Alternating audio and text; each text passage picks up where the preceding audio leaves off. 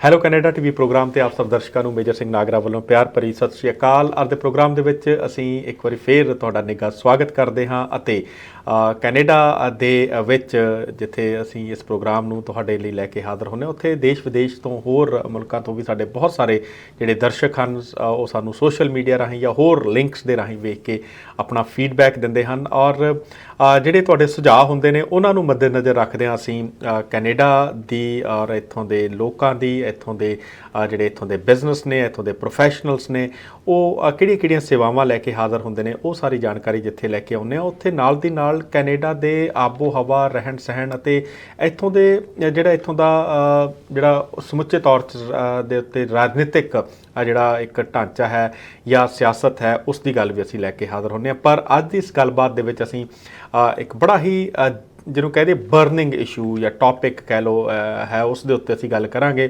ਹਰ ਇੱਕ ਇਨਸਾਨ ਇਹ ਜਾਣਦਾ ਕਿ ਕੋਈ ਵੀ ਚੀਜ਼ ਜਿਹੜੀ ਅੱਜ ਜੇਕਰ ਉਹ ਕਿਸੇ ਕੀਮਤ 'ਤੇ ਖਰੀਦੀ ਗਈ ਹੈ ਤਾਂ ਆਉਣ ਵਾਲੇ ਸਮੇਂ ਦੇ ਵਿੱਚ ਉਸ ਦੀ ਕੀਮਤ ਦੇ ਵਿੱਚ ਇੱਕ ਵਾਧਾ ਹੋਣਾ ਹੁੰਦਾ, ਜਿਸ ਨੂੰ ਕਿ ਆਪਾਂ ਕਹਿੰਦੇ ਉਹਨੇ ਥੋੜ੍ਹੀ ਜਿਹੀ ਮਹਿੰਗੀ ਹੋਣਾ ਹੁੰਦਾ।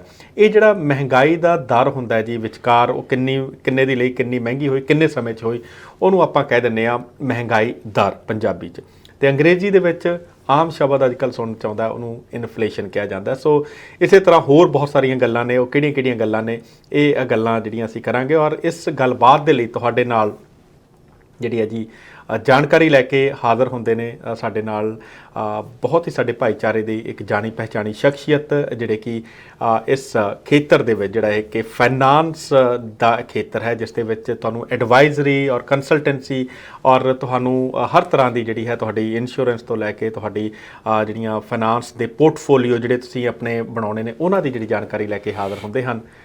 ਬਿਲਕੁਲ ਇੱਕ 24 ਕੈਰਟ ਖਰੇ ਸੋਨੇ ਵਰਗੀਆਂ ਸੇਵਾਵਾਂ ਲੈ ਕੇ ਸਾਡੇ ਅੱਜ ਦੇ ਖਾਸ ਮਹਿਮਾਨ ਤੁਸੀਂ ਪਹਿਲਾਂ ਮਿਲ ਚੁੱਕੇ ਹੋ। ਜੀ ਹਾਂ ਬਰਾੜ ਸਾਹਿਬ, ਤੁਹਾਡਾ ਨਿੱਘਾ ਸਵਾਗਤ ਜੀ ਆਇਆਂ ਨੂੰ ਹੈਲੋ ਕੈਨੇਡਾ ਦੇ ਵਿੱਚ।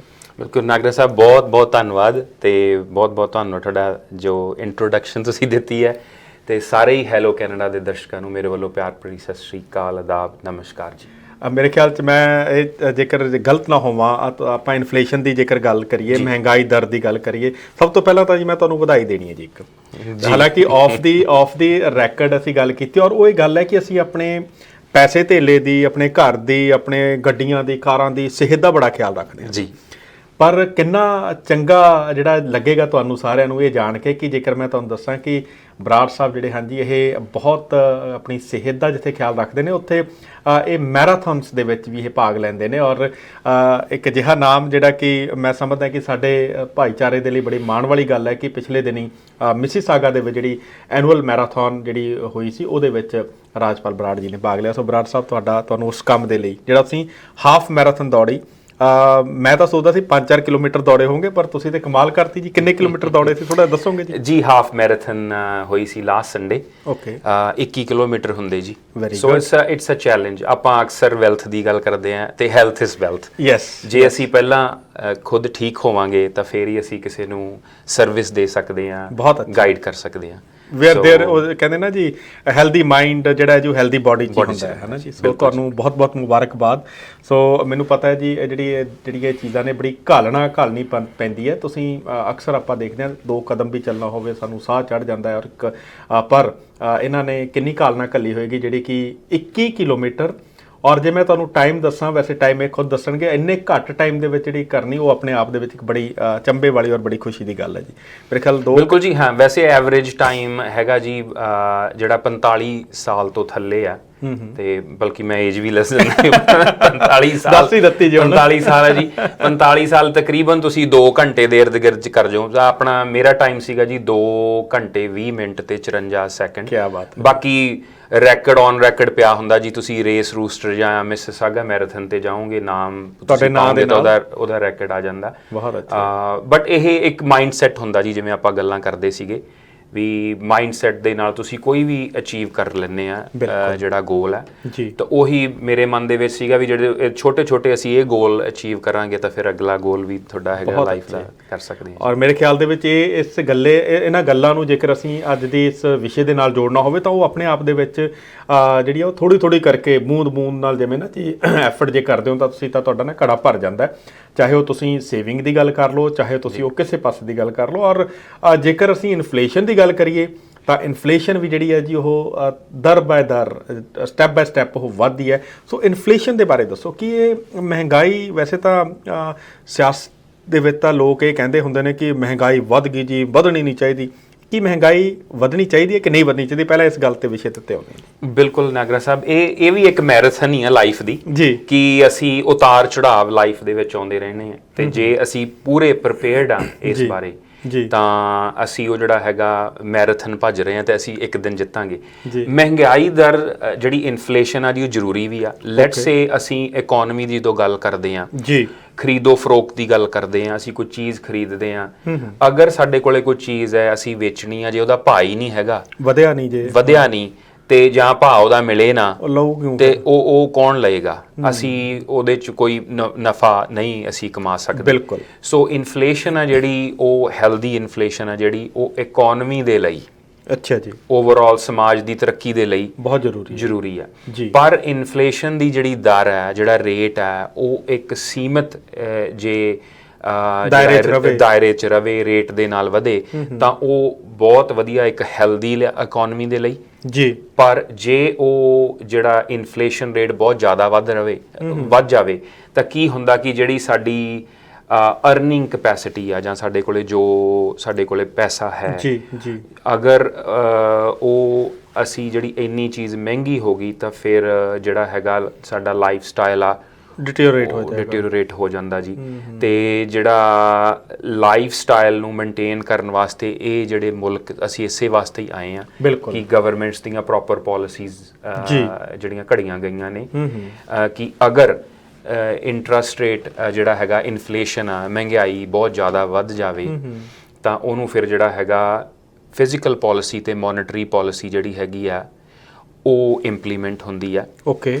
ਜਿਹੜੀ ਮੋਨਿਟਰੀ ਪਾਲਿਸੀ ਆ ਬੈਂਕ ਆਫ ਕੈਨੇਡਾ ਤੈਅ ਕਰਦਾ ਜੀ, ਜਿਹੜਾ ਕਿ ਇੰਟਰਸਟ ਰੇਟ ਦੇ ਥਰੂ, ਤੇ ਜਿਹੜੀ ਫਿਜ਼ੀਕਲ ਪਾਲਿਸੀ ਆ ਉਹ ਸਾਡੇ ਜਿਹੜੇ ਪੋਲੀਟੀਸ਼ੀਅਨ, ਸਾਡੀ ਸਰਕਾਰ ਆ ਜੋ ਉਹਦੇ ਵਿੱਚ ਉਹ ਚਾਹੇ ਉਹ ਜੌਬ ਕ੍ਰੀਏਸ਼ਨ ਕਰਦੇ ਆ, ਚਾਹੇ ਉਹ ਸਾਨੂੰ ਇਨਸੈਂਟਿਵ ਦਿੰਦੇ ਆ, ਜਿਵੇਂ ਕੁਆਂਟੀਟੇਟਿਵ ਈਜ਼ਿੰਗ ਕਹਿ ਲਓ ਵੀ, ਜਦੋਂ ਉਹ ਥੋੜਾ ਜਿਹਾ ਲਿਬਰਲ ਹੋ ਜਾਂਦੇ ਆ, ਸਾਹ ਦਵਾ ਦਿੰਦੇ ਆ ਜੀ, ਪੈਸਾ ਵੰਡ ਦਿੰਦੇ ਆ ਤਾਂ ਕਿ ਜਿਹੜਾ ਹੈਗਾ ਹਰ ਜਿਹੜਾ ਬਿਜ਼ਨਸ ਹੈ ਜਾਂ ਇੱਕ ਜਿਹੜਾ ਹੈਗਾ ਆਪਣਾ ਆਮ ਇਨਸਾਨ ਹੈ ਉਹ ਜਿਹੜੀ ਆਪਦੀ ਜਿਹੜੀ ਕੰਫਰਟੇਬਲ ਜਿਹੜਾ ਲਾਈਫ ਸਟਾਈਲ ਆ ਉਹਨੂੰ ਚਲਾ ਸਕੇ, ਇੰਜੋਏ ਕਰਦਾ ਰਹੇ। ਔਰ ਇਸ ਦਾ ਇੱਕ ਉਦਾਹਰਨ ਆਪਾਂ ਨੇ ਪਿਛਲੇ ਸਾਲਾਂ ਦੇ ਦੌਰਾਨ, ਕੋਵਿਡ ਦੇ ਦੌਰਾਨ ਮਿਲੀਆਂ ਬਹੁਤ ਸਾਰੀਆਂ ਰਿਬੇਟਸ ਜਾਂ ਬਹੁਤ ਸਾਰੀ ਜਿਹੜੀ ਇਨਸੈਂਟਿਵ ਸਨ, ਚਾਹੇ ਉਹ ਬਿਜ਼ਨਸ ਸੀ, ਚਾਹੇ ਪਰਸਨਲ ਸੀ, ਚਾਹੇ ਕੋਈ ਵੀ ਅਦਾਰਾ ਸਰਵ ਦੇ ਰਾਹੀਂ ਜਿਵੇਂ ਹੈ ਨਾ ਆਪਾਂ ਗੱਲਾਂ ਕੀਤੀਆਂ ਉਹਨਾਂ ਦੇ ਬਾਰੇ, ਉਹ ਮਿਲੀਆਂ ਨੇ। ਸੋ ਇਨਫਲੇਸ਼ਨ, ਮਹਿੰਗਾਈ ਦਾ ਜਿਹੜਾ ਸਿੱਧਾ ਨਾਤਾ ਹੈ ਜੀ ਉਹ ਲੋਕਾਂ ਦੀ, ਤੁਸੀਂ ਇਹ ਤੇ ਦੱਸ ਦਿੱਤਾ ਕਿ ਜੇਬ ਦੇ ਨਾਲ ਹੈ ਜੀ।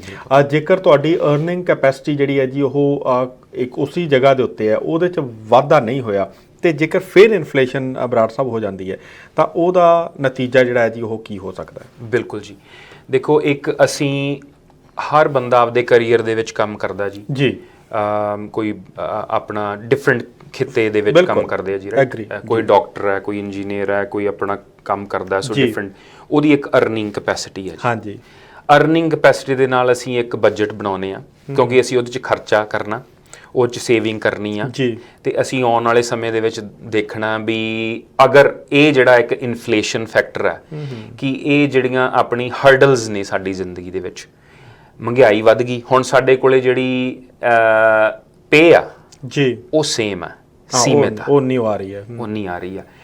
ਪਰ ਜੇ ਇਨਫਲੇਸ਼ਨ ਵੱਧ ਗਈ ਆ, ਮਹਿੰਗਾਈ ਵੱਧ ਗਈ ਆ ਤਾਂ ਅਸੀਂ ਉਹਨੂੰ ਕਿਸ ਤਰੀਕੇ ਨਾਲ ਟੈਕਲ ਕਰ ਸਕਦੇ ਆ?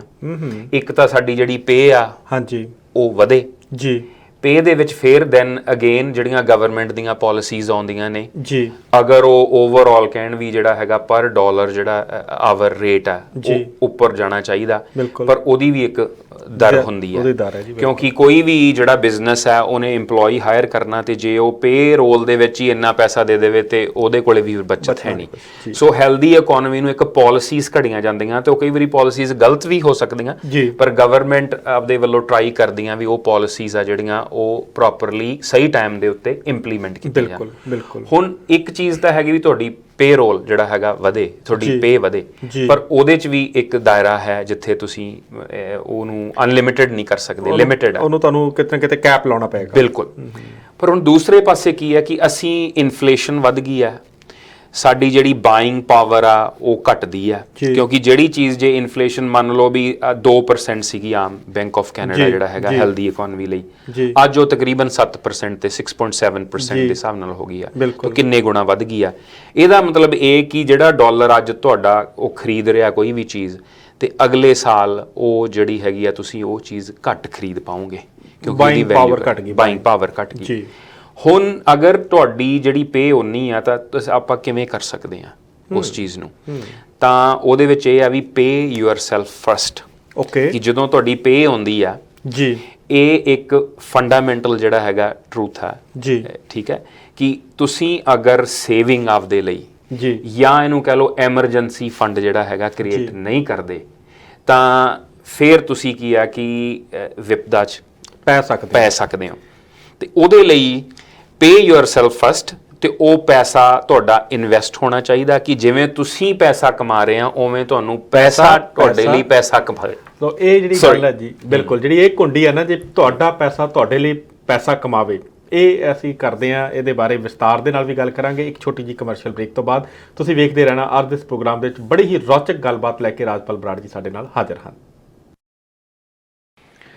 ਹੈਲੋ ਕੈਨੇਡਾ ਟੀਵੀ ਪ੍ਰੋਗਰਾਮ ਦੇ ਵਿੱਚ ਇੱਕ ਵਾਰੀ ਫਿਰ ਤੁਹਾਡਾ ਨਿੱਘਾ ਸਵਾਗਤ ਜੀ। ਔਰ ਗੱਲਬਾਤ ਅਸੀਂ ਕਰ ਰਹੇ ਸੀ ਰਾਜਪਾਲ ਬਰਾੜ ਜੀ ਹੋਰਾਂ ਦੇ ਨਾਲ, ਤੁਹਾਡਾ ਪੈਸਾ ਤੁਹਾਡੇ ਲਈ ਪੈਸਾ ਬਣਾਵੇ।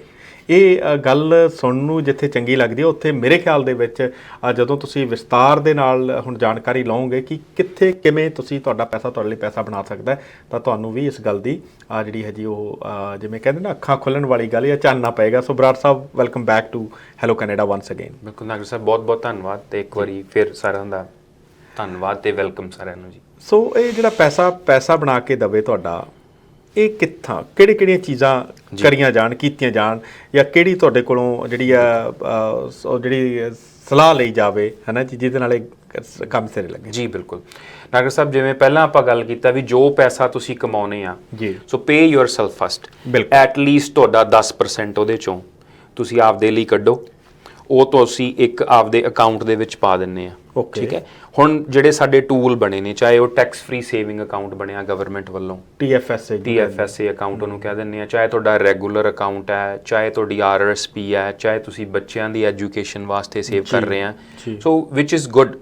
ਪਰ ਉਹਨੂੰ ਦੇਖੋ ਵੀ ਜਦੋਂ ਆਪਾਂ TFSA ਵੀ ਖੋਲਦੇ ਆ ਤਾਂ ਉਹਦੇ ਵਿੱਚ ਅਗਰ ਗਰੋਥ ਹੋਊਗੀ ਤਾਂ ਉਹਦੇ ਤੇ ਟੈਕਸ ਨਹੀਂ ਲੱਗਣਾ, ਜੇ ਗਰੋਥ ਨਹੀਂ ਹੋਈ ਤਾਂ ਉਸ ਡੈਡ ਮਨੀ ਸਿਟਿੰਗ देयर ਜੀ। ਠੀਕ ਹੈ, ਇੱਕ ਅੱਛੀ ਤੁਹਾਡੀ ਹੈਬਿਟ ਇਹ ਆ ਵੀ ਤੁਸੀਂ ਸੇਵ ਕਰ ਰਹੇ ਹੋ, ਪਰ ਦੂਸਰੀ ਚੀਜ਼ ਹੈਗੀ ਆ ਵੀ ਇਟ ਹੈਜ਼ ਟੂ ਕ੍ਰੀਏਟ ਕਿ ਜੇ ਮੰਨ ਲਓ ਵੀ ਉਹ ਇੱਕ ਪੇਪਰ ਦੇ ਉੱਪਰ ਤਾਂ ਇੱਕ ਉਹਦੀ ਵੈਲਿਊ ਹੈਗੀ ਆ ਵੀ ਤੁਹਾਡੇ ਕੋਲੇ ਸੇਵਿੰਗ ਆ, ਪਰ ਜੇ ਅੱਜ ਇਨਫਲੇਸ਼ਨ 7% ਦੇ ਨੇੜੇ ਚਲੀ ਗਈ ਆ, ਚਾਹੇ 2% ਵੀ ਹੋਵੇ, ਤਾਂ ਅਗਲੇ ਸਾਲ ਤੁਹਾਡੀ ਉਹ 2% ਤਾਂ ਵੈਲਿਊ ਘਟ ਗਈ ਨਾ। ਬਿਲਕੁਲ ਤੁਹਾਡੀ ਸੇਵਿੰਗ ਦੀ, ਬਿਲਕੁਲ ਉਹ ਜਿਹੜੀ ਸੇਵਿੰਗ ਕਰਦੇ ਆ ਉਹਨੂੰ ਤੁਸੀਂ ਇਨਵੈਸਟ ਕਰੋ। ਇਨਵੈਸਟਮੈਂਟ ਦੇ ਵਿੱਚ ਦੇਖੋ ਵੀ ਜੇ ਇਨਫਲੇਸ਼ਨ ਅੱਜ 2% ਆ ਤਾਂ ਸਾਨੂੰ ਜਿਹੜੀ ਉਹਦੀ ਰਿਟਰਨ ਹੈ ਐਟਲੀਸਟ ਉਹ 2% ਤੋਂ ਵੱਧ ਹੋਵੇ, ਉੱਪਰ ਹੋਵੇ, ਤਦ ਫਾਇਦਾ ਜੀ। ਬਿਲਕੁਲ, ਤੇ ਜਿਵੇਂ ਇੰਟਰਸਟ ਰੇਟ ਤੇ ਆਪਾਂ ਇਨਫਲੇਸ਼ਨ ਦੀ ਨਾਲ ਪੈਰਲਲ ਗੱਲ ਕਰ ਰਹੇ ਹਾਂ ਕਿ ਇਹਦੇ ਵਿੱਚ ਜੀ ਇੱਕ ਵਿਨਰ ਤੇ ਲੂਜ਼ਰ ਇਹ ਹੋ ਜਾਂਦਾ ਵੀ ਜਦੋਂ ਇਫ ਵੀ ਕੀਪ ਬੋਰੋਇੰਗ ਮਨੀ, ਜੇ ਅਸੀਂ ਕਰਜ਼ਾ ਲਈ ਜਾਂਦੇ ਆ ਤੇ ਉਹ ਕਰਜ਼ਾਈ ਹੋ ਜਾਾਂਗੇ।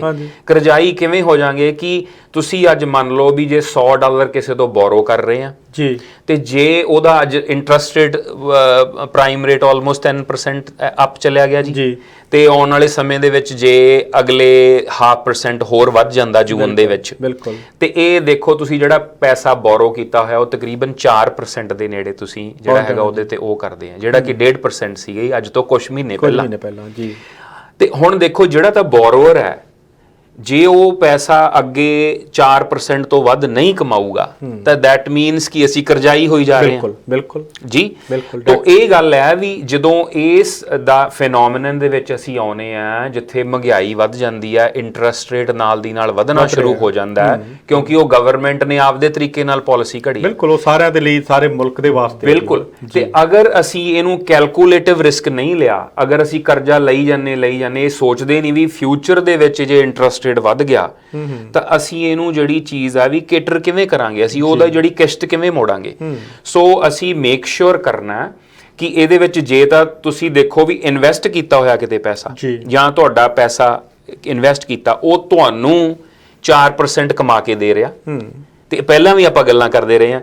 ਅਗਰ ਤੁਸੀਂ ਬੋਰੋਅਰ ਆ, ਤੁਸੀਂ ਕਰਜ਼ਾ ਲਿਆ ਹੋਇਆ, ਤਾਂ ਤੁਸੀਂ ਕਿਸੇ ਨੂੰ ਅਮੀਰ ਬਣਾ ਰਹੇ ਹੋ, ਕਿਸੇ ਨੂੰ ਦੇ ਰਹੇ ਹੋ, ਤੁਸੀਂ ਕਿਸੇ ਨੂੰ ਦੇ ਰਹੇ ਹੋ। ਬਿਲਕੁਲ। ਤਾਂ ਮੇਕ ਸ਼ੋਰ ਕਰਨਾ ਕਿ ਅਸੀਂ ਜਦੋਂ ਵੀ ਇਹ ਸਿਚੁਏਸ਼ਨ ਦੇ ਵਿੱਚ, ਜਦੋਂ ਅਸੀਂ ਆਪਦਾ ਬਜਟ ਕ੍ਰੀਏਟ ਕਰਦੇ ਆ, ਆਪਦਾ ਕੋਈ ਫਾਈਨੈਂਸ਼ੀਅਲ ਪਲਾਨ ਬਣਾਉਨੇ ਆ, ਤਾਂ ਇਹਨਾਂ ਚੀਜ਼ਾਂ ਦਾ ਤੁਸੀਂ ਧਿਆਨ ਰੱਖੋ ਕਿ pay yourself first, create a emergency fund. Emergency fund ਇਹ ਹੋਣਾ ਚਾਹੀਦਾ ਵੀ ਤੁਹਾਡੀ ਜੋ ਪੇ ਹੈ, ਇੱਕ ਰੂਲ ਆਫ ਥੰਮ ਇਹ ਹੈਗੀ, ਜੇ ਤੁਸੀਂ $1,00,000 ਕਮਾਉਣੇ ਆ ਤਾਂ ਤੁਹਾਡੇ ਕੋਲੇ ਐਟਲੀਸਟ $50,000 ਦੀ ਸੇਵਿੰਗ ਜਾਂ ਤੁਸੀਂ ਇੱਕ ਐਮਰਜੈਂਸੀ ਫੰਡ ਜਿਹੜਾ ਹੈਗਾ ਕ੍ਰੀਏਟ ਕਰਕੇ ਰੱਖਿਆ ਹੋਇਆ, ਤਾਂ ਕਿ ਜੇ ਕੋਈ ਐਸੀ ਚੀਜ਼, ਇਨਫਲੇਸ਼ਨ ਜਾਂ ਤੁਹਾਡੀ ਜੌਬ ਚਲੀ ਜਾਵੇ ਜਾਂ ਕੋਈ ਤੁਹਾਨੂੰ ਐਸੀ ਹਰਡਲ ਹੋ ਜਾਵੇ, ਡਿਸੇਬਿਲਿਟੀ, ਡੈਥ ਇਨ ਦਾ ਫੈਮਿਲੀ ਹੋ ਜਾਂਦੀ ਆ, ਤਾਂ ਤੁਸੀਂ ਉਹ ਜਿਹੜੀ ਸੇਵਿੰਗ ਆ ਉਹਦੇ ਨਾਲ ਤੁਸੀਂ ਆਪਦਾ ਜਿਹੜਾ ਲਾਈਫ ਸਟਾਈਲ, ਅਦਰਵਾਈਜ਼ ਤੁਸੀਂ ਹੋਰ ਬੋਰੋ ਕਰੋਗੇ ਤੇ ਜੇ ਇਹ ਮਹਿੰਗਾਈ ਦਰ ਵੱਧਦੀ ਗਈ ਤਾਂ ਇਨਫਲੇਸ਼ਨ ਰੇਟ ਤਕਰੀਬਨ, ਇਹ ਪ੍ਰੈਡਿਕਸ਼ਨ ਹੈ ਜੀ ਕਿ 2024 ਤੱਕ ਜਿਹੜਾ ਹੈਗਾ,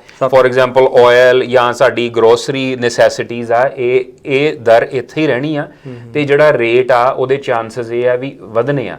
ਸੋ ਮੇਕ ਸ਼ੋਰ ਕਰੋ ਤੁਸੀਂ ਆਪਦੇ ਫਾਈਨੈਂਸ਼ੀਅਲ ਐਡਵਾਈਜ਼ਰ ਦੇ ਨਾਲ ਬੈਠੋ ਕਿ ਅਸੀਂ ਜੇ ਸਾਡਾ ਜਿਹੜਾ ਲਿਮਿਟਡ ਬਜਟ ਹੈ, ਆ ਸਾਡੇ ਖਰਚੇ ਆ, ਇਸ ਤਰੀਕੇ ਨੂੰ ਅਸੀਂ ਕਿਸ ਤਰੀਕੇ ਨਾਲ ਬਜਟ ਬਣਾਈਏ ਤੇ ਕਿਸ ਤਰੀਕੇ ਨਾਲ ਇਨਵੈਸਟਮੈਂਟ ਕਰੀਏ। ਬਹੁਤ ਅੱਛੇ ਜੀ। ਸੋ ਮੇਰੇ ਖਿਆਲ ਦੇ ਵਿੱਚ ਇਹ ਬੜਾ ਜ਼ਰੂਰੀ ਹੈ ਸਾਡੇ ਲਈ ਇਹ ਜਾਣਨਾ ਕਿ ਕਮਾਈ ਬਿਲਕੁਲ ਸਿਰ ਤੋੜ ਕੇ, ਜੀ ਜਾਨ ਲਾ ਕੇ, ਮਿਹਨਤ ਕਰਕੇ ਕਮਾਈ ਕਰਨੀ ਬਹੁਤ ਜ਼ਰੂਰੀ ਹੈ, ਲੇਕਿਨ ਕਮਾਈ ਨੂੰ ਸਹੀ ਜਗ੍ਹਾ ਦੇ ਉੱਤੇ ਸੰਭਾਲ ਕੇ ਰੱਖਣਾ, ਸਿੰਪਲ ਜਿਹੜੀਆਂ ਨਿੱਕੀਆਂ ਨਿੱਕੀਆਂ ਗੱਲਾਂ ਨੇ ਜੀ, ਜਿਹੜੀਆਂ ਕਿ ਮੇਰੇ ਖਿਆਲ ਦੇ ਵਿੱਚ ਸਾਨੂੰ ਲਾਗੂ ਕਰਨੀ ਚਾਹੀਦੀਆਂ ਜ਼ਿੰਦਗੀ ਦੇ ਵਿੱਚ। ਬਰਾੜ ਸਾਹਿਬ ਨੇ ਜਿਵੇਂ ਦੱਸਿਆ, ਪੇ ਯੂਅਰਸੈਲਫ ਫਸਟ। ਪੇ ਯੂਅਰਸੈਲਫ ਫਸਟ ਦਾ ਮਤਲਬ ਇਹ ਨਾ ਸਮਝ ਲਿਓ ਕਿ ਤਨਖਾਹ ਤਾਂ ਸਾਰੀ ਤੁਹਾਨੂੰ ਹੀ ਮਿਲਦੀ ਆ, ਉਹ ਜਾਂ ਜਿਹੜੀ ਕਮਾਈ ਆਉਂਦੀ ਉਹ ਤੁਹਾਡੇ ਕੋਲ ਹੀ ਆਉਂਦੀ ਹੈ।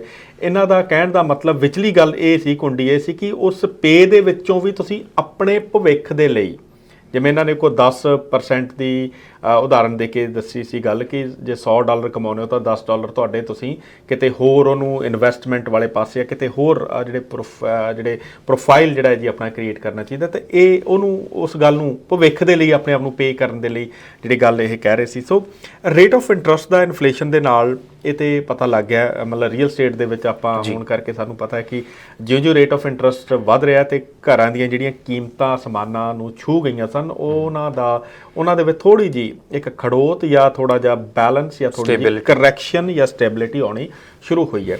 ਸੋ ਸਮੁੱਚੇ ਤੌਰ ਦੇ ਵਿੱਚ ਇੱਕ ਪਰਿਵਾਰ ਦੇ ਵਿੱਚ ਜਿਵੇਂ ਸਾਰੇ ਘਰਾਂ ਵਾਲੇ ਜਾਂ ਘਰ ਪਰਿਵਾਰਾਂ ਵਾਲੇ ਹਨ, ਉਹਨਾਂ ਨੂੰ ਇੱਕ ਮਹਿੰਗਾਈ ਦਾ ਤੇ ਰੇਟ ਆਫ ਇੰਟਰਸਟ ਦਾ ਜੀ, ਇਹਨਾਂ ਦਾ ਕੀ ਅਸਰ ਜਿਹੜਾ ਹੈ ਜੀ ਤੁਸੀਂ ਦੇਖਦੇ ਹੋ ਕਿ ਹੋਰ ਕੀ ਪੈ ਸਕਦਾ ਹੈ?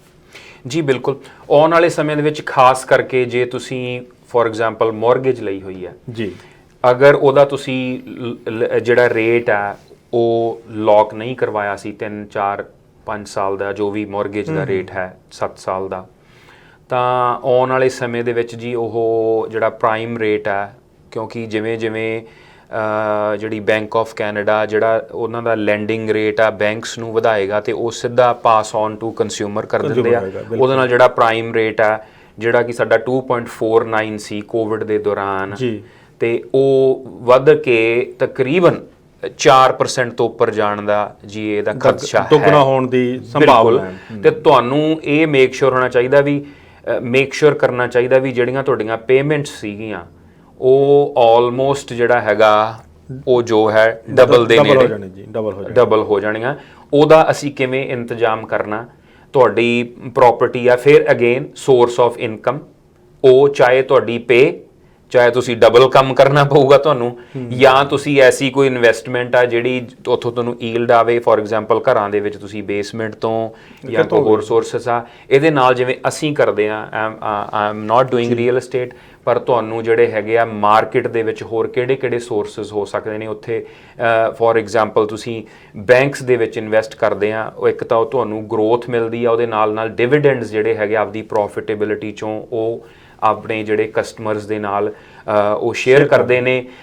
ਅਗਰ ਤੁਹਾਨੂੰ ਅੱਜ ਕੋਈ ਕੰਪਨੀ ਐਸੀ ਮਿਲਦੀ ਹੈ ਜਿਹੜੀ 5-6% ਡਿਵੀਡੈਂਡ ਈਲਡ ਦੇਵੇ, ਤਾਂ ਕਿ ਜੇ ਤੁਹਾਨੂੰ ਗਰੋਥ ਨਹੀਂ ਵੀ ਆਉਂਦੀ ਉਹਨਾਂ ਦੇ ਸਟਾਕਸ ਦੇ ਉੱਤੇ, ਤਾਂ ਤੁਹਾਨੂੰ ਜਿਹੜਾ ਤਕਰੀਬਨ ਆਲਮੋਸਟ ਗਾਰੰਟੀ ਵਾਂਗੂ ਜਿਹੜਾ ਹੈਗਾ 5-6% ਤੁਹਾਨੂੰ ਡਿਵੀਡੈਂਡ ਆ ਰਿਹਾ, ਜਿਹਦੇ ਨਾਲ ਤੁਸੀਂ ਆਪਦੀ ਜਿਹੜਾ ਤੁਹਾਡਾ ਇਨਫਲੇਸ਼ਨ ਆ ਜਾਂ ਤੁਹਾਡੇ ਤੇ ਐਕਸਟਰਾ ਜਿਹੜਾ ਬੋਝ ਆ ਜਾਂ ਐਕਸਟਰਾ ਜਿਹੜੀਆਂ ਕਿਸ਼ਤਾਂ ਵੱਧ ਰਹੀਆਂ ਉਹਨੂੰ ਤੁਸੀਂ ਜਿਹੜਾ ਹੈਗਾ ਟੈਕਲ ਕਰ ਸਕਦੇ ਹੋ। ਇੱਕ ਤੇ ਇਹ ਹੋ ਗਿਆ ਜੀ, ਤੇ ਉਸ ਤੋਂ ਇਲਾਵਾ ਜਿਹੜੀਆਂ ਕਈ ਹੋਰ ਜਿਵੇਂ ਤੁਸੀਂ ਦੱਸੇ ਸੀ ਪ੍ਰੋਡਕਟਸ ਦੀ ਗੱਲ ਕੀਤੀ ਸੀ, ਆਪਣੇ ਪੋਰਟਫੋਲੀਓ ਨੂੰ ਨਾ ਥੋੜਾ ਜਿਹਾ ਡਾਇਵਰਸੀਫਾਈ ਕਰਨ ਦੀ ਵੀ ਅੱਜ ਦੇ ਅਜੋਕੇ ਸਮਿਆਂ ਦੇ ਵਿੱਚ ਲੋੜ ਹੈ। ਚਾਹੇ ਤੁਸੀਂ ਉਹ ਰੀਅਲ ਸਟੇਟ ਇੱਕ ਪੋਰਟਫੋਲੀਓ ਹੈ, ਰੀਅਲ ਸਟੇਟ ਤੋਂ ਇਲਾਵਾ ਹੋਰ ਬਹੁਤ ਸਾਰੇ ਜਿਵੇਂ ਸਟਾਕਸ ਦੀ ਥੋੜੀ ਜਿਹੀ ਟੱਚ ਕੀਤੀ ਹੈ ਇਹਨਾਂ ਨੇ, ਗੱਲ ਕੀਤੀ ਹੈ। ਸੋ ਇਸੇ ਤਰ੍ਹਾਂ ਤੁਸੀਂ ਐਕਸਪਰਟ ਐਡਵਾਈਸ ਜਿਹੜੀ ਹੈ ਜੀ ਲੈਣ ਵਾਸਤੇ ਤੁਸੀਂ ਰਾਜਪਾਲ ਬਰਾੜ ਜੀ ਦੇ ਨਾਲ, ਇਹਨਾਂ ਦੇ ਫੋਨ ਨੰਬਰ ਸਕਰੀਨ ਤੇ ਦਿਖਾਏ ਜਾ ਰਹੇ ਨੇ, 416 917 1456 ਦੇ ਉੱਤੇ ਸੰਪਰਕ ਕਰ ਸਕਦੇ ਹੋ। ਬਰਾੜ ਸਾਹਿਬ ਹੋਰ ਕੀ ਕਹਿਣਾ ਚਾਹੁੰਦੇ ਹੋ ਤੁਸੀਂ ਜੀ? ਬਿਲਕੁਲ ਨਾਗਰਾ ਸਾਹਿਬ, ਜਿਹੜਾ ਇਹ ਅੱਜ ਇਹ ਹੁਣ ਨਹੀਂ ਅਗਲੇ 2 ਸਾਲ ਇਹੀ ਚੀਜ਼ ਤੁਸੀਂ ਫੇਸ ਕਰਨ ਵਾਲੇ ਹੋ, ਮਹਿੰਗਾਈ ਦਰ ਦੀ ਤੇ ਇੰਟਰਸਟ ਰੇਟ ਦੀ ਗੱਲ ਹੋਏਗੀ। ਤੁਸੀਂ ਕੋਈ ਵੀ ਜਾਣਕਾਰੀ ਚਾਹੁੰਦੇ ਹੋ, ਸਾਨੂੰ ਇੱਕ ਆਪਦਾ ਜਿਹੜਾ ਹੈਗਾ ਫਾਈਨੈਂਸ਼ੀਅਲ ਪਲੈਨਿੰਗ ਜਿਹੜੀ ਹੈਗੀ ਆ ਉਹ ਵੈਰੀ ਐਸੈਂਸ਼ੀਅਲ ਹੈ ਇਸ ਮੁਲਕਾਂ ਦੇ ਵਿੱਚ ਜੀ, ਕਿਉਂਕਿ ਅਗਰ ਤੁਸੀਂ ਇਹ ਮੁਲਕ ਚੂਜ਼ ਕਰ ਲਿਆ ਰਹਿਣ ਦੇ ਲਈ ਤਾਂ ਉਹਦੇ ਵਿੱਚ ਜੋ ਜੈਸਾ ਦੇਸ਼ ਤੇ ਵੈਸਾ ਭੇਸ, ਉਹ ਜਿਹੜੀਆਂ ਪਾਲਿਸੀਜ਼ ਆ ਤੁਹਾਨੂੰ ਫੋਲੋ ਕਰਨ ਦੀ ਜ਼ਰੂਰਤ ਹੈ। ਅਗਰ ਤੁਸੀਂ ਨਹੀਂ ਕਰਦੇ ਤੁਸੀਂ ਆਫ ਟਰੈਕ ਨਿਕਲ ਜਾਂਦੇ ਆ। ਅਗਰ ਤੁਸੀਂ ਕਰਜ਼ਾ ਵੀ ਇੰਨਾ ਜ਼ਿਆਦਾ ਚੱਕ ਲਿਆ ਤੇ ਇੰਟਰਸਟ ਰੇਟ ਵਧੀ ਗਏ ਤੇ ਤੁਸੀਂ ਉਹਦੇ ਵਿੱਚੋਂ ਕਦੇ ਵੀ ਨਿਕਲ ਨਹੀਂ ਸਕਦੇ। ਪ੍ਰੋਪਰ ਪਲੈਨਿੰਗ ਦੀ ਤੁਹਾਨੂੰ ਅਗਰ ਇੰਸ਼ੋਰੈਂਸ ਤੇ ਫਾਈਨੈਂਸ਼ੀਅਲ ਪਲੈਨਿੰਗ ਦੀ ਜ਼ਰੂਰਤ ਹੈ ਤਾਂ ਮੈਨੂੰ ਯਾਦ ਕੀਤਾ ਜਾ ਸਕਦਾ ਜੀ। ਬਿਲਕੁਲ ਜੀ, ਫੋਨ ਨੰਬਰ ਤੁਹਾਨੂੰ ਅਸੀਂ ਫਿਰ ਇੱਕ ਵਾਰ ਦੱਸ ਦਿੰਦੇ ਹਾਂ, 416 917 1456। ਬੜਾ ਸੌਖਾ ਜਿਹਾ ਨੰਬਰ ਹੈ। ਸੋ ਰਾਜਪਾਲ ਬਰਾੜ ਹੋਰੀ ਜਿਹੜੇ ਹਾਂਜੀ ਤੁਹਾਡੇ ਲਈ ਹਾਜ਼ਰ ਹਨ, ਹਰ ਤਰ੍ਹਾਂ ਦੀਆਂ ਸੇਵਾਵਾਂ ਜਿਹੜੀਆਂ ਹਾਂਜੀ ਕੰਸਲਟੈਂਸੀ ਤੋਂ ਲੈ ਕੇ ਤੁਹਾਨੂੰ ਬਿਲਕੁਲ ਜਿਵੇਂ ਕਹਿੰਦੇ ਉਂਗਲ ਫੜ ਕੇ ਤੁਹਾਨੂੰ ਬਿਲਕੁਲ ਦਰਵਾਜ਼ੇ ਤੱਕ ਲੈ ਕੇ ਜਾਣਗੇ ਕਿ ਆਹ ਜਿਹੜੀ ਚੀਜ਼ ਹੈ ਤੁਹਾਡੇ ਲਈ, ਤੁਹਾਡੀ ਦੱਸੇ ਮੁਤਾਬਕ, ਤੁਹਾਡੀ ਸਥਿਤੀ ਦੇ ਮੁਤਾਬਕ ਇਹ ਤੁਹਾਡੇ ਲਈ ਬੈਟਰ ਪ੍ਰੋਡਕਟ ਹੈ। ਸੋ ਬਰਾੜ ਸਾਹਿਬ ਤੁਹਾਡਾ ਪ੍ਰੋਗਰਾਮ ਦੇ ਵਿੱਚ ਆਉਣ ਦੇ ਲਈ ਇੱਥੇ ਬਹੁਤ ਸ਼ੁਕਰੀਆ, ਧੰਨਵਾਦ। ਔਰ ਮੈਂ ਆਪਣੇ ਦਰਸ਼ਕਾਂ ਦੇ ਲਈ ਜਾਂਦੇ ਜਾਂਦੇ ਇੱਕ ਹੈਲਥ ਟਿਪ ਵੀ ਤੁਹਾਡੇ ਕੋਲੋਂ ਲੈਣਾ ਚਾਹਾਂਗਾ। ਅਕਸਰ ਸਾਨੂੰ ਹੁੰਦਾ ਕਿ ਗਰਮੀਆਂ ਆ ਗਈਆਂ ਕਿ ਸਾਡਾ ਕੋਟ ਦਾ ਜਿਹੜਾ ਉਤਲਾ ਬਟਨ ਲੱਗ ਜਾਵੇ, ਹੈ ਨਾ ਜੀ, ਤੇ ਉਹਦੇ ਲਈ ਤੁਸੀਂ ਕਿਉਂਕਿ ਤੁਸੀਂ ਦੌੜਦੇ ਵੀ ਹੋ, ਤੁਸੀਂ ਐਕਸਰਸਾਈਜ਼ ਵੀ ਕਰਦੇ ਹੋ ਸਾਰਾ, ਜਿਵੇਂ ਹੈ ਨਾ ਮੈਰਾਥਨ ਜਾ ਕੇ ਕੀ ਕਹਿਣਾ ਚਾਹੋਗੇ ਕਿ ਪੈਸੇ ਧੇਲੇ ਦੀ ਸਿਹਤ ਦਾ ਖਿਆਲ ਅਸੀਂ ਰੱਖਾਂਗੇ, ਤੁਸੀਂ ਆਪਣੀ ਦੂਜੀ ਸਿਹਤ ਦਾ ਖਿਆਲ ਜਿਹੜੀ ਨਿੱਜੀ ਸਿਹਤ ਆ ਉਹਦਾ ਕਿਵੇਂ ਰੱਖਣਗੇ? ਬਿਲਕੁਲ ਨਾਗਰਾ ਸਾਹਿਬ, ਦੇਖੋ ਡਿਸਿਪਲਿਨ ਹੈ ਇੱਕ ਲਾਈਫ ਦਾ ਤੇ ਕੰਸਿਸਟੈਂਸੀ ਆ। ਤੁਸੀਂ ਅਗਰ ਡਿਸਿਪਲਿਨ ਦੇ ਨਾਲ, ਅਗਰ ਮੇਰੇ ਖਿਆਲ ਦੇ ਨਾਲ ਜਿਹੜੇ ਪੁਰਾਣੇ ਬਜ਼ੁਰਗ ਸੀ ਨਾ, ਅਰਲੀ ਟੂ ਬੈੱਡ ਤੇ ਅਰਲੀ ਟੂ ਰਾਈਸ ਜੀ, ਇਹ ਇੱਕ ਚੀਜ਼ ਆ, ਇਸ ਤੋਂ ਬਿਨਾਂ ਅਸੀਂ ਕਰ ਨਹੀਂ ਸਕਦੇ। ਜੇ ਅਸੀਂ 1 ਵਜੇ ਤਾਈਂ 2 ਵਜੇ ਤੱਕ ਬੈਠਾਂਗੇ, ਟੀਵੀ ਦੇਖਾਂਗੇ, ਹੋਰ ਉਹ ਅਸੀਂ ਅਗਲੇ ਸਾਲ ਨਹੀਂ ਅਗਲੇ ਦਿਨ ਟਾਈਮ ਸਿਰ ਨਹੀਂ ਉੱਠ ਪਾਵਾਂਗੇ। ਜੇ ਅਸੀਂ ਸਵੇਰੇ ਉੱਠਦੇ ਨਹੀਂ ਤਾਂ ਅਸੀਂ ਜਿਹੜਾ ਹੈਗਾ ਉਦੋਂ ਪਹਿਲਾਂ ਜਿਹੜੀ ਸਵੇਰ ਦਾ ਜਿਹੜਾ ਟਾਈਮ ਹੁੰਦਾ, ਬੇਸਿਕਲੀ ਤੁਸੀਂ ਚਾਹੇ 15 ਮਿੰਟ ਹੀ ਤੁਸੀਂ ਵਾਕ ਕਰੋ ਤੇ ਥੋੜਾ ਬਹੁਤਾ ਤੁਸੀਂ ਆਪਦਾ ਜਿਹੜਾ ਹੈਗਾ ਡਾਈਟ ਦੇ ਉੱਤੇ ਕਰੋ, ਪਰ ਮੇਨਲੀ ਇਸ ਅ ਮਾਈਂਡ ਸੈਟ। ਇਹਨਾਂ ਮੁਲਕਾਂ ਦੇ ਵਿੱਚ ਵੀ ਜਿਵੇਂ ਆਪਾਂ ਆਮ ਕਹੇ ਵੀ ਅਗਰ ਕਿਸੇ ਵੀ ਮੁਕਾਮ ਤੇ ਤੁਸੀਂ ਪਹੁੰਚਦੇ ਆ ਤਾਂ ਉਹ ਇੱਕ ਮਾਈਂਡ ਸੈਟ ਆ ਤੁਹਾਡਾ, ਜਿਹੜਾ ਤੁਸੀਂ ਉਹਦੇ ਥਰੂ ਕਰ ਸਕਦੇ ਆ। ਉਹਦੇ ਨਾਲ ਤੁਹਾਡਾ ਡਿਸਿਪਲਿਨ ਵੀ ਬਣ ਜਾਂਦਾ ਤੇ ਡਿਸਿਪਲਿਨ ਤੇ ਕੰਸਿਸਟੈਂਸੀ ਲਗਾਤਾਰ ਕਰਦੇ ਜਾਣਾ, ਭਲੇ ਥੋੜਾ ਕਰੋ। ਉਵੇਂ ਇਨਵੈਸਟਮੈਂਟ ਦੇ ਵਿੱਚ ਥੋੜਾ ਅੱਜ ਇਨਵੈਸਟ ਕਰਦੇ ਜਾਓ, ਕਿਤੇ ਨਾ ਕਿਤੇ ਜਾ ਕੇ ਤੁਸੀਂ ਉਹ ਵੱਡੀ ਰਕਮ ਬਣ ਜਾਏਗੀ। ਐਵੇਂ ਹੀ ਤੁਸੀਂ ਜੇ ਅੱਜ ਆਪਦੇ ਹੈਲਥ ਗੋਲਸ ਦੇ ਤੁਸੀਂ ਕੰਮ ਕਰਨਾ ਸ਼ੁਰੂ ਕਰੋਗੇ ਤਾਂ ਤੁਸੀਂ ਆਪਦੀ ਜਿਹੜੀ ਜ਼ਿੰਦਗੀ ਵਿੱਚ ਜੋ ਪਰਮਾਤਮਾ ਨੇ ਦੇਣੀ ਹੈ ਤੁਹਾਨੂੰ, ਜਿੰਨੀ ਵੀ ਲਾਈਫ ਹੈ ਜਾਂ ਏਜ ਹੈ, ਪਰ ਤੁਸੀਂ ਹੈਲਦੀ ਇੱਕ ਆਪਦੀ ਜਿਹੜੀ ਹੈਗੀ ਆ ਲਾਈਫ ਉਹ ਜਿਉ ਸਕਦੇ ਆ ਜੀ। ਬਹੁਤ ਧੰਨਵਾਦ ਜੀ ਤੁਹਾਡਾ, ਥੈਂਕ ਯੂ ਵੈਰੀ ਮਚ ਜੀ। ਬਹੁਤ ਧੰਨਵਾਦ ਜੀ।